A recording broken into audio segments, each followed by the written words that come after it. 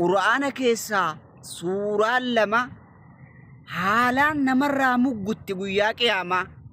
نمرة يفلمتي. السلام عليكم ورحمة الله وبركاته. عتيس كان دقي فتاجرو ربين ورى قرآن إساف لا في سخيسة ربي سيالكاو هرياكيتي في شرقرون دقتين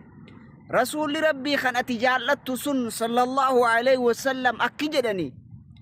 يؤتى بالقرآن يوم القيامة وأهله الذين كانوا يعملون به قياك يا ما قرآنني في دما ورى قرأيت دلقاتور اللي في دما دريك يا ما قافا خلائقني من الأولين والآخرين جلقبا هنگا مرادي هنگا دلا قدو هنگا نمتي كافول ربي كلا دابتو سن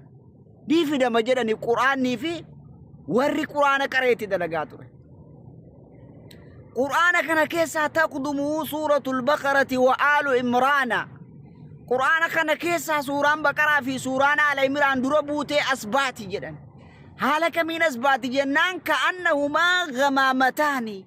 akka duumessa lamaa dhaatahanii asbaani jedhani gubbarratti duumessa lama wal cinaa deemu duumessa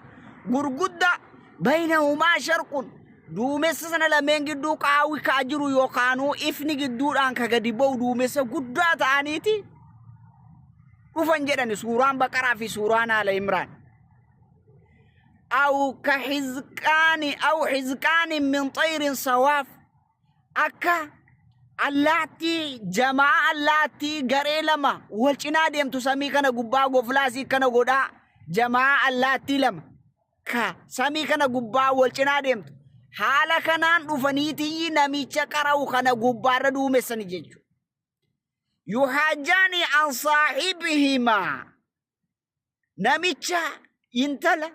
gurbaa duniyaarratti qur'aana kana qara'aa ture suuraa aala imraanii fi suuraa baqaraa kana deddeebisee qara'aa ture katti hojjetaa ture kanarraa haala falmaniin dhufan jedha rasuulli rabbi sallallahu alaihi wasallam fuula rabbii dhaabbatanii sii falmu jechu maalirraa falmu jennaa yudaafi'aani anhu azaabarraa deebisan jechu